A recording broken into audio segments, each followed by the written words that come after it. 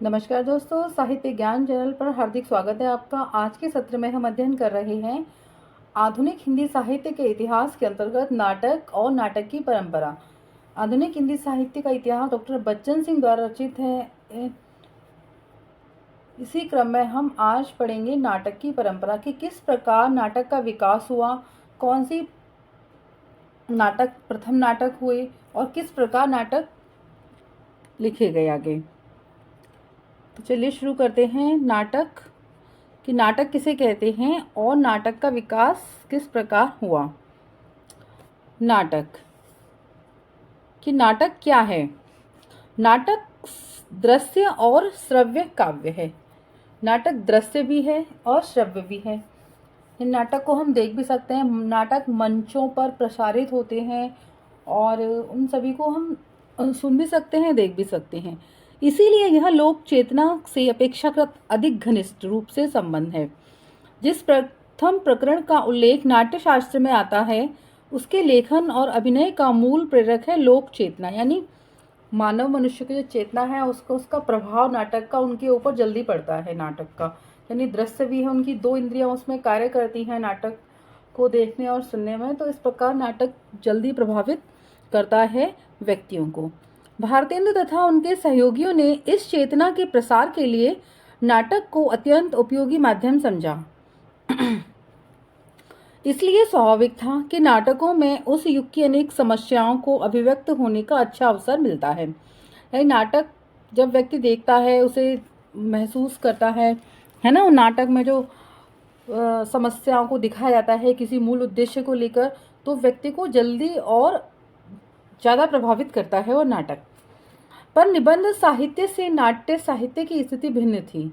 हिंदी निबंधों के पूर्व हमारे यहाँ इस तरह की कोई परंपरा नहीं थी, अतः उसका विकास सर्वथा स्वतंत्र रूप से हुआ। लेकिन इस देश में नाटक की अति दीर्घ परंपरा के रहते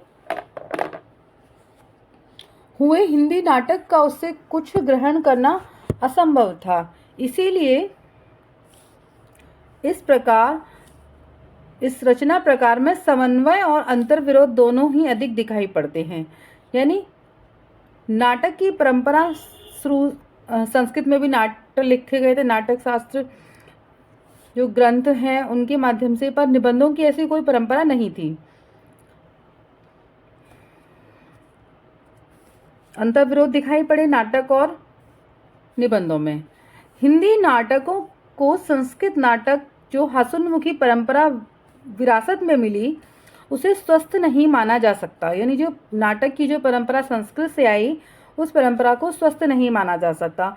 भवभूति में जिस हास्योन्मुखता के बीज मिलते हैं, संस्कृत के रचयिता हैं नाटक रचयिता भवभूति, उनके बारे में चर्चा की गई है कि जिस हास्योन्मुखता के बीज मिलते हैं, उनका विकास सन ईसा की 10वीं शताब्दी के पश्चात लिखे गए संस्कृत नाटकों में साफ परिलक्षित होता है। यानी उनके जो नाटक थे वह 10वीं शताब्दी में लिखे गए संस्कृत नाटकों में हमें स्पष्ट रूप से दिखाई पड़ते हैं। इस समय के अधिकांश नाटक शास्त्रीय अनुबंधों में विजड़ित पूर्व नाट्य कृतियों को विकृत अनुकृतियां मात्र हैं। यानी संस्कृत के नाटक हैं, पुरानी परंपरा में लिखित हैं और शास्त्रीय अनुबंधों में वह बंधे हुए हैं। मुरारी नाटककार हैं, ये राजशेखर, जयदेव और सेमीश्वर की नाट्य रचनाएं इसी श्रेणी में आती हैं। मुरारी के अनर्क राघव की कविता भी अत्यंत साधारण कोटि की है। राजेश्वर का बाल रामायण कथानक के अनगढ़पन तथा अनुपात की अनौचित्य के कारण काफ़ी कुख्यात हो चुका है। यानी उसमें विषमता नहीं है, यानी कहीं कुछ लिख दिया है, कहीं काव्य के वो ज़्यादा हैं पद उसमें दिए गए हैं। जयदेव का प्रसन्न राघव काव्योपजीवी, क्रियान्वित, हीन तथा शिथिल है। जयदेव के नाटक के बारे में चर्चा की गई है। संस्कृत की इसी क्षयशील परंपरा में प्राणचंद चौहान का रामायण नाटक, इसका समय है 1667, बनारसी का समय 1693, रघुराज नागर सभागार 1757 तथा लक्ष्मीराम का करुणाभरण 1772 आता है। ब्रज भाषा के इनके छंदोबद्ध ग्रंथों को नाटक की श्रेणी में नहीं रखा जाना चाहिए। न तो काव्य की दृष्टि से इनका कोई मूल्य है और न नाटक की दृष्टि से। अनेक त्रुटियों के बावजूद भी रीवा नरेश विश्वनाथ सिंह, इनका समय है 1846 से 1911 के, आनंद रघुनंदन, इसका समय है 1846 से 1911, आनंद रघुनंदन को हिंदी का पहला नाटक माना जा सकता है। भारतेंदु हरिश्चंद्र के पिता गोपाल चंद्र का नहुस 1841 ईस्वी भी आनंद रघुनंदन की भांति ब्रजभाषा में ही लिखा गया है। खड़ी बोली में नाटक लिखने का सूत्रपात भारतेंदु ने ही किया था। महत्वपूर्ण है कि खड़ी बोली में नाटक लिखने का सूत्रपात किसने किया, तो भारतेंदु हरिश्चंद्र ने ही किया था। बंगला नाटक रंगमंचीय दृष्टि से लिखे जा रहे थे। हिंदी नाटकों की पारसी रंगमंच का सामना करना पड़ा। उसके सामने अलग समस्या थी, लोक नाटकों का साहित्यिक नाटकों से बादरायण संबंध स्थापित करना और यह दलील देना कि रासलीला, रामलीला, स्वांग, नौटंकी आदि हिंदी नाटकों के पूर्व रूप हैं। अपने आप में रोचक पहले ज़माने में ये लीलाएं हुआ करती थी, रासलीला, रामलीला, जो आज भी बहुत जगह प्रचलित है। मंचों पर राम सीता के पात्र में लोग उपस्थित होते हैं और रामलीला का पूरा वो करते हैं। स्वांग भी इसी तरह का है, नौटंकी, सब नाटकों के ही रूप माने जाते थे। अपने आप में रोचक होते हुए भी तर्कसंगत नहीं है, यानी ये नाटक नहीं कहे जा सकते। बंगला के गिरीश चंद्र घोष 1844 से 1911 इनका समय है, ने यात्रा की कतिपय विशेषताओं को अपने नाटकों में ग्रहण किया है, किंतु इनके आधार पर नहीं कहा जा सकता कि बंगला नाटक यात्रा परिष्कृत रूप है। संस्कृत नाटकों की इतनी लंबी नाट्य परंपरा की उपेक्षा करते हुए लोक नाटकों से संबंध स्थापन संभव ही नहीं था।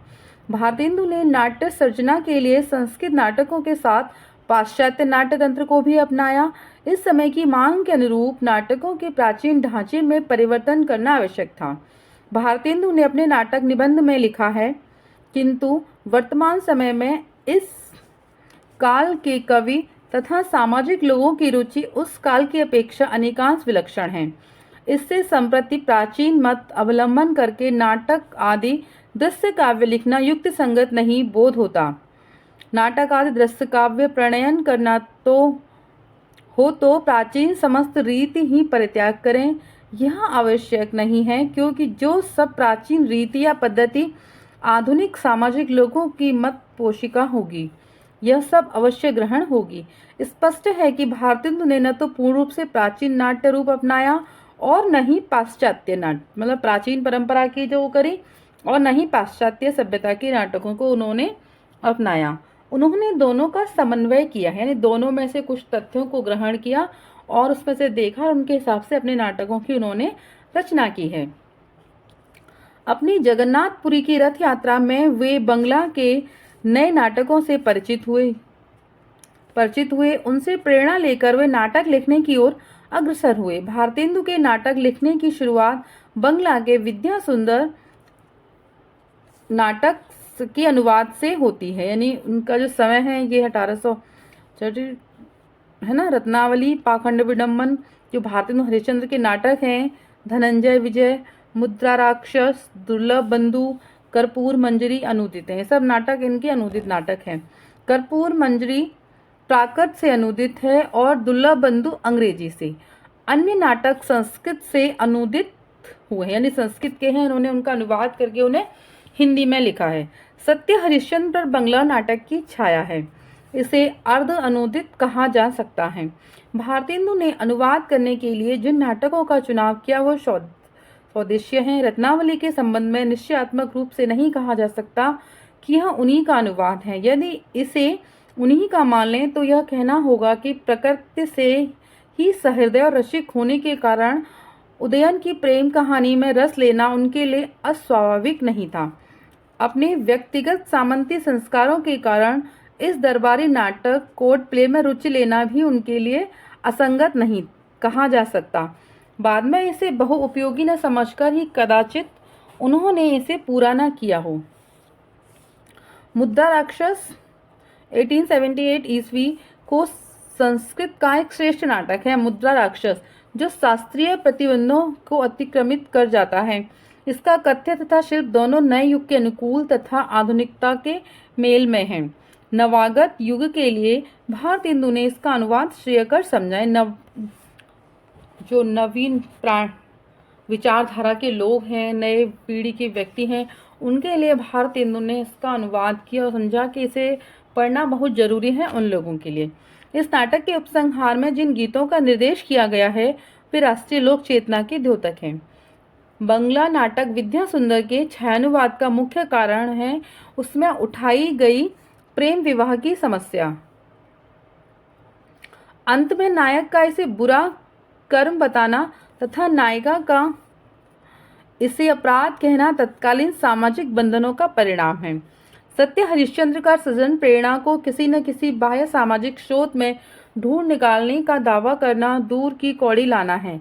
इसे छायानुवाद माना जाए या मौलिक कृति, यह विवाद भी कोई विशेष महत्व नहीं रखता। सच तो यह है कि जहाँ भारतेंदु ने अपने समाज की अनेक त्रुटियों को नाटक के माध्यम से हमारे सम्मुख रखा, वहाँ वे उच्चतर मानवीय आदर्शों को भी सामने ले आए हैं। भारतेंदु हरिश्चंद्र का जो नाटकों का मूल विषय था, उनका जो उद्देश्य था नाटकों को, उनका यही था कि समाज में जो हो रही विसंगतियां हैं उनको सबके सामने लाया जाए, उनको हमारे समाज से दूर किया जाए। यह सत्य, त्याग, बलिदान के उच्चतर आदर्शों से अनुप्राणित है। इनके अतिरिक्त कर्पूर मंजरी तथा प्रबोध चंद्रोदय के एक खंड दृश्य का अनुवाद पाखंड विडंबन शीर्षक से किया है। पाखंड विडंबन में मदिरा सेवन पर प्रकारांतर से व्यंग किया गया है कि मदिरा सेवन पर व्यंग के माध्यम से वो बताना चाहते हैं कि मदिरा सेवन करना व्यक्ति के लिए कितना हानिकारक है, वह उसे व्यक्ति समझता नहीं है। मदिरा सेवन में उसे व्यंग के माध्यम से समाज में उसका उद्देश्य बताया गया है। धनंजय विजय का कथानक तो पुराना ही है, धनंजय विजय भी उनका ही नाटक है। कथानक तो पुराना ही है, पर भरत वाक्य से भारतेंदु ने जो परिवर्तन किया है वह उनकी आधुनिकता का परिचायक है। इसमें राजा को मदहीन होने तथा कर में छूट करने की कामना व्यक्त हुई है। यानी उस समय जो एक व्यवस्था थी समाज से में कर लेने की, है ना, व्यक्ति जितना भी कमाएगा उसे एक टैक्स के रूप में उसे देना है, तो उसके बारे में यहाँ पर चर्चा की है कि राजा किस प्रकार मदिरा में मदहीन रहता है और छूटने की कामना करता है। इसमें राजा को मदहीन होने तथा कर में छूट करने की कामना व्यक्त हुई है। व्यक्ति चाहता है कि कर में छूट हो जाए तो हमारा भी कुछ भला हो जाए। शेक्सपियर के मर्चेंट ऑफ वेनिस के दुर्लभ बंधु अनुवाद के मूल में उक्त नाटक की श्रेष्ठता के प्रति उतना आकर्षण नहीं है जितना उसमें प्रतिपादित नीतिमत्ता के प्रति है। उनके मौलिक नाटकों में वैदिकी हिंसा हिंसा न भवती, ये मौलिक नाटक हैं। भारतेंदु हरिश्चंद्र के प्रेम योगिनी, विशस्य विश्वमोषधम, चंद्रावली, भारत दुर्दशा, अंधेर नगरी, नील देवी और सती प्रताप की गणना की जाती है। वैदिकी हिंसा हिंसा न भवती 1872 ईस्वी एक प्रहसन है जिसमें धर्म के नाम पर अनेक प्रकार के कुकृत्यों का मजाक उड़ाया गया है। धर्म के नाम पर भारतीय जनता को किस प्रकार ठगा जाता है, किस प्रकार भारतीय जनता व्यक्ति धर्मान होकर अच्छे बुरे कार्यों को करने के लिए तत्पर हो जाता है, तो उन सभी बातों की चर्चा इस नाटक में की गई है। अंधेर नगरी 1881 जैसा तीखा व्यंग इसमें नहीं है। इसमें राजकीय अस्तिव्यस्तता का बड़ा ही जीवंत चित्र खींचा गया है। अंधेर नगरी बहुत ही अच्छा नाटक है भारतेंदु हरिश्चंद्र का। तो राजकीय अस्तिव्यस्तता यानी हमारे समाज में जो अव्यवस्थाएं हैं उनको उसमें बहुत ही अच्छे से दिखाया गया है। प्रेम योगिनी अधूरा नाटक है, अधूरी है, पर अपने अधूरेपन में ही एक अत्यंत सशक्त यथार्थवादी परंपरा को जन्म देती है। काशी के 4 स्थानों में जुटने वाले भिन्न भिन्न ढंग के व्यक्ति अपने कुत्सित व्यापारों की एकता में एक हैं। भारतेंदु के इस वर्णन से काशी के प्रति श्रद्धालुओं को बड़ा गहरा धक्का लगता है, लेकिन धर्म प्राण काशी का यह भी एक पहलू है। विशस्य विश्वमोषधम में देसी रजवाड़ों की दुष्प्रवृत्तियों का उद्घाटन करते हुए उन्होंने अनेक समर्थक अंग्रेजों को भी विष ही माना है। भारत दुर्दशा में भारत की अधोगति का बहुत ही रोचक और यथार्थ चित्र प्रस्तुत किया गया है। चंद्रावली प्रेमासक्ति का श्रेष्ठ उदाहरण है। नील देवी में भारतीय नारियों के वीरत्व, पातिव्रत्य आदि गुणों को उभारा गया है। यानी प्रश्न परीक्षाओं में कई बार यह भी बनते हैं कि भारतेंदु हरिश्चंद्र के इस नाटक में किसका वर्णन किया गया है। तो हम सभी तथ्यों पर चर्चा करते हुए चल रहे हैं, तो आप इन्हें नोट डाउन कर लीजिए कि नील देवी नाटक में क्या है, भारत दुर्दशा नाटक का मूल कथ्य क्या है। तो यह सभी हम इसी उसमें अध्ययन करेंगे।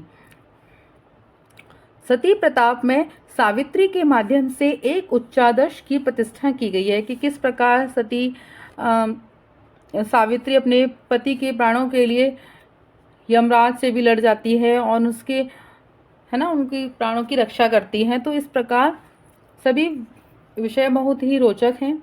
विषय वस्तु के साथ साथ नाट्य तंत्र के प्रति भी भारतेंदु ने आधुनिक दृष्टिकोण ही अपनाया है। नाटक नामक निबंध में उनका कहना है कि अब नाटक में कहीं आशी प्रवृत्ति, नाट्य अलंकार, कहीं प्रकरी, कहीं संफेट, कहीं पंचसंधि व ऐसे ही अन्य विषयों की कोई आवश्यकता नहीं रही। संस्कृत नाटक की भांति हिंदी नाटक में इनका अनुसंधान करना या किसी नाटकांग में इनको यत्नपूर्वक रखकर हिंदी नाटक लिखना व्यर्थ है। प्रेम जोगनी के पारिपार्श्व का कथन भी इनके अनुकूल है। उसके खेलने से लोगों को वर्तमान समय का ठीक नमूना दिखाई पड़ेगा और वह नाटक भी नई पुरानी दोनों रीति मिल के बना है।